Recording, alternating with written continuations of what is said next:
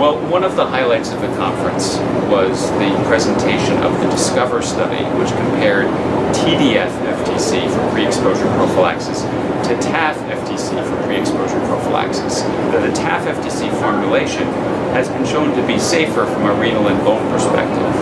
Encouragingly, the study showed that TAF-FTC was non-inferior to TDF-FTC for prevention in high-risk individuals. I want to emphasize that both treatment arms were extremely successful. There were very few incident HIV infections. It just shows that in the era of very effective preventive efforts, new entries to HIV prevention have a very, very high bar to reach. I think my biggest takeaway from this CROI meeting so far has been the impact of combined treatment and prevention worldwide on how we are going to completely change the face of this epidemic if we put resources into combined treatment and prevention. Personally, as a provider, one case of remission in a patient doesn't have as much impact for me as the impact of that we have the tools. We know that we can treat everyone and it will prevent HIV. We know that we have PrEP. Now we may even have a different type of PrEP. We know how to get to the end of this epidemic, and demonstration projects are showing it all around the country that we can get to all around the world. Demonstration projects are showing all around the world that we can get there. This is such an exciting time to be in HIV. We have to now give a few more resources, give us a little more time, and get to the end of the epidemic by putting treatment and prevention together and making that fully accessible worldwide.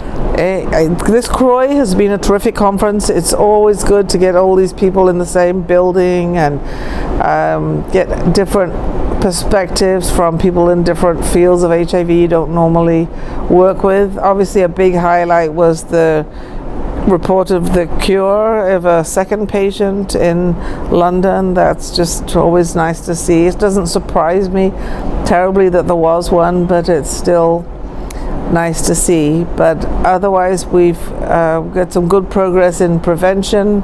There's a nice robust pipeline of new anti-HIV therapies. Hepatitis is looking up. We had some good TB studies, and so it's been a great conference. I've enjoyed it. Yeah, I wasn't so excited about things that people were jumping on, like cure issue, or which is not really a cure to me, but the repeating theme that I realize now for being at these AIDS conferences for more than 30 years, all the new drugs that are presented have no side effects. And years later, we see the same drugs that are presented with side effects. And from that, I have learned we have to look for our old drugs that we know better, that have low side effects. I think those are important drugs, and we shouldn't really always believe that new drugs have no side effects, which this is the way they are presented. Clearly a lot of excitement about the London patient, and I think that you'll have much more knowledgeable people than me talking about that. The London patient doesn't suggest that as a preferred mode of treatment, but it certainly gives us hope that there is, it tells us that there is a hope for cure. And I think that is a very important message for people to hang on to. Other than that, there are ups and downs. The downs is perhaps this realization of weight gain in integrase inhibitors, and I think, as I said before, the realization that it's so important to do studies. It's not just there's not just a humanitarian imperative to give drugs to everybody, but an ethical imperative to make sure that drugs are safe in pregnancy when they're so widely given. I think that's come to the fore, and that can only be welcomed. I was pretty excited to see the Discover study presented, comparing daily oral TAF to Truvada, and that was presented this morning. And in terms of themes, I think there's been a theme, I think, around PrEP discontinuation, and a lot of focus on what is it that helps people stay on PrEP, why do people discontinue PrEP, how long do they stay on PrEP. So I think we've moved, we're focused still on PrEP uptake, but I think now we're moving toward other parts of the PrEP continuum of care and thinking about not only how do we help people initiate PrEP, but how do we help them stay on PrEP, and how do we differentiate between appropriate and inappropriate discontinuation? Yeah, it's a good question. I mean, already one of the hot topics is the London patient, who may be the second HIV cure patient, which is quite exciting, and it's really kind of re-energized the HIV cure field in really a fantastic way.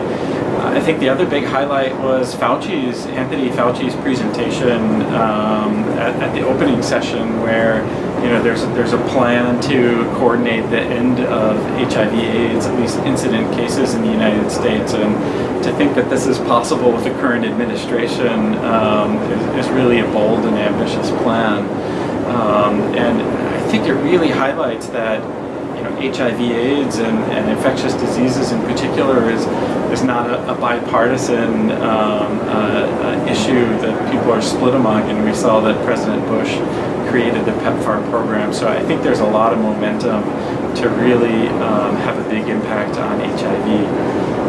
And some of the other talks I'm excited to see is really around how do we improve the delivery of services that's been happening, whether it's in the United States or in resource-limited settings. I think we're finding that we need to be a little bit more nuanced in how we address patient-centered or client-centered care, and really tailor services to people rather than having a one-size-fits-all system. Well, a lot of people said the biggest highlight was the new cure patient, which I found to be very interesting, but for the purpose of the work that I do in low and middle income countries, not so relevant yet.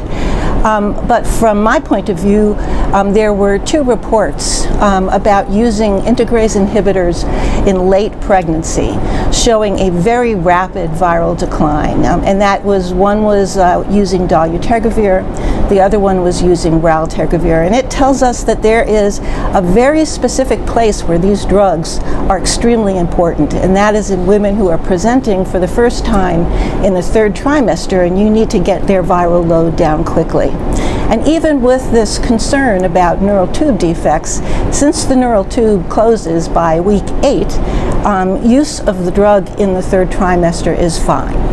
And so I thought that was very exciting to be able to see that we can rapidly reduce viral load in these women who are at high risk of transmitting to their babies.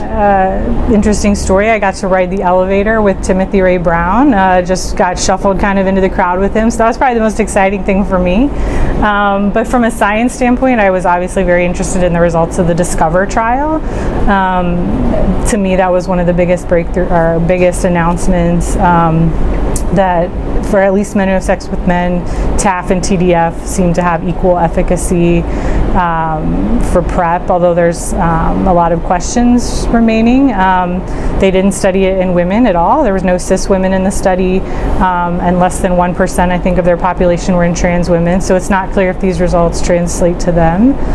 And we also don't know if it can be dosed the same as TDF-based PrEP, where we know that you can get away with fewer than perfect adherence, or we know that you can use on-demand dosing for TDF. Whether you can do that for TAF is still not clear, but I think it's still very promising and exciting. Obviously, TAF is associated with less bone problems and less kidney problems, so from a safety standpoint, I think a lot of clinicians have been waiting for this data.